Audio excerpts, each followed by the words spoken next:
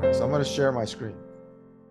So one of the things that I'm doing, and this is part of the marketing, is the best way to market your book is to let as many people as you know, or let as many people know that you're actually writing the book and giving them an inside look on how you're writing the book. And that helps build anticipation for the people who will ultimately might be readers of your book.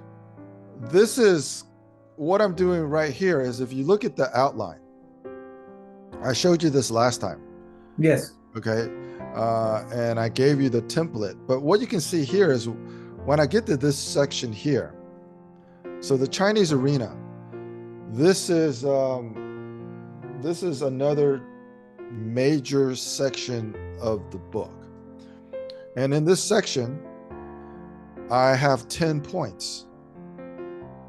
Okay. So with each point, I have the point that I want to make. I have a little bit of a story, and then I have the case study or the evidence of whatever I'm going to be talking about. And then since I'm making a quasi-fictional book, I'm going to incorporate a lot of personal interactions with different characters in the book. You have a bunch of characters in your book with names. I also have a bunch of characters in my book with names, people that I encountered in different aspects of my journey into China. You can see what I'm doing right here now is that I had 10 points in this. This are actually the 10 Chinese cultural concepts of my previous book that I'm actually extracting out to make key points and how it manifests in the story that I'm writing. And you can see here, I'm starting to adjust the sequence of these 10 Chinese cultural concepts. So in the first book, it was 10 random Chinese cultural concepts that I thought people should know if they're interested in being more successful in China. Now, as I take these 10 Chinese cultural concepts and I add more substance and more nuance to them, I have to sequence them, which means during my own experience when I first started doing business in China in 2004, what were the Chinese cultural concepts that I encountered first? And how does that tell a better story? So for example, point 9 was chapter 9 in the previous book, but now I've moved it up. I've decided to make it point 1. Okay. And what is this point? So this point is about this concept here called 想法. 想法 is just thinking, Chinese thinking. So the point that I want to make is that Chinese people think differently than Westerners.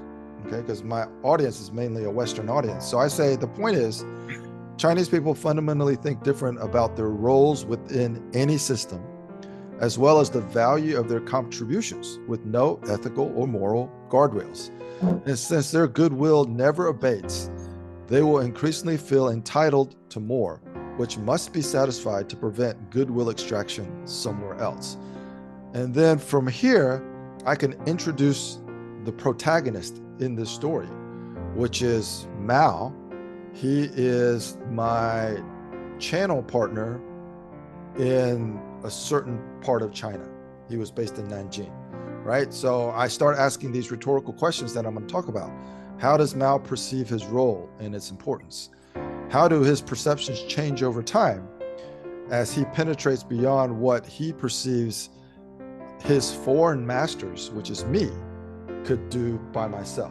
So at first, I'm bringing products and technology into China that I'm asking him to distribute or to sell, right? But then once he builds his connection in these industries, he's going to be able to access people and connections that his foreign masters won't be able to access. And as he sees that shift in bargaining power, so to speak, how does his mindset change? How does his behavior change? How do his expectations change? And that's the juicy part of the story that I want to get into. And this is how I'm going to start this section of the book. I've moved point 9 up to the front before I get into point 1, which is the importance of Guanxi relationships, right? So this is just to give you an idea of the thinking on when you create your story arc.